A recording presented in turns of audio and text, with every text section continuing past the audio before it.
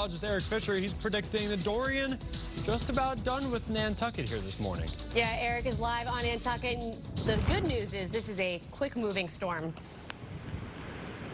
Yeah, not a long, drawn-out affair, and I gotta say, where Paul found that guy, how much he paid him, I don't know how much, I don't want to know, but he's welcome at my Thanksgiving table anytime if he wants to stop on by. I like that guy. All right, so let's take a look at what's going on here in Nantucket. The rain back edge just arriving right now, so we're almost done with the actual rainfall portion of the storm. The winds are going to stay pretty gusty, though, as the sun's now up.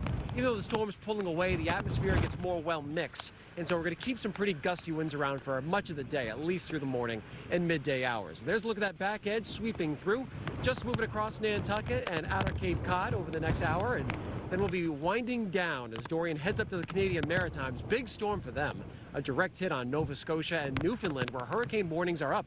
In Newfoundland, that far north, if you can imagine that. In terms of the wind gusts, we've seen 40 to 60 mile per hour gusts here on Cape Cod and the islands. Some over 40 on the South Shore as well, right along the water in Duxbury as well as Plymouth. Inland, wind not really a story at all, a little too far away from the center of this storm. And in terms of the wave heights, they have been high, and that's really the key to ferry disruption today. It won't be the rain or the really peak winds. It'll be the fact that the ocean is still really stirred up from this storm.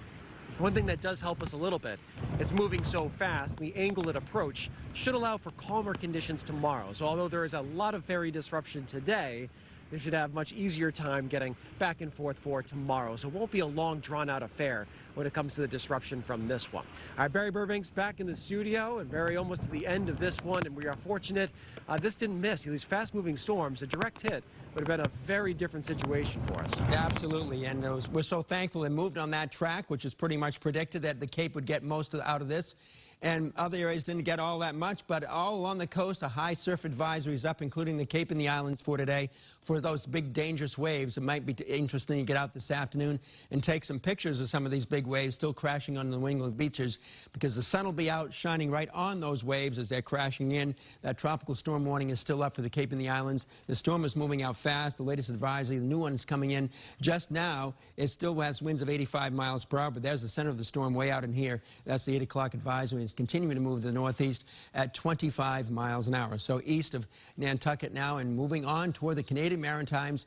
As Eric just suggested, they're going to get a pretty good beating up there in the next 24 hours as Dorian moves right along. But for us, it'll be a wind decreasing along the coast in southeastern Massachusetts this afternoon. But we'll still get some pretty good gusts into the afternoon hours as we see more and more sunshine developing. Right now we're in the 50s for the most part. It was in the 60s earlier this morning in the Cape. Now it's falling for the most part into the 50s. How much rain has fallen? Not much. In some places, hardly enough to wet the ground, just a few hundreds, except there was a separate band up here in southwest New Hampshire into northwestern Massachusetts. Here's where the rain fell on the Cape, 1 to 2 inches there. A few areas around Nantucket, 2.5 to 3 inches. So the rain is pretty much over, as Eric mentioned. We got some clearing coming in from the west, already patches of blue sky in western New England. That'll be expanding eastward, so we'll see more and more sunshine for this afternoon. It'll be pretty nice out there as the temperatures get up into the lower 70s, then fall back to the 50s tonight. Nice dry air, refreshing, up to the mid and upper 70s coming up for tomorrow. And we're looking at the following for the Red Sox as they take on the Yankees tonight. This afternoon's game, the sun will be out, it'll be around 72, still brisk and gusty out there. Tomorrow night's game, 8 o'clock, around 63, clear and cool. And of course the big game down tomorrow at Gillette Stadium, tomorrow evening, 8 o'clock, around 63 degrees, partly cloudy, cool and comfy. And for the next 7 days, it looks really nice to me, and we'll have some of that nice weather even this afternoon. Tomorrow, Monday and Tuesday look great. It will be cooler Monday and Tuesday, but still pleasant, and upper 60s at the coast. And warm and humid weather with a few showers on Wednesday, a slight chance of a shower and storm, around 82 on Thursday, and humid, and back to dry and cool and autumnal weather coming up the first part of next weekend. Back to you.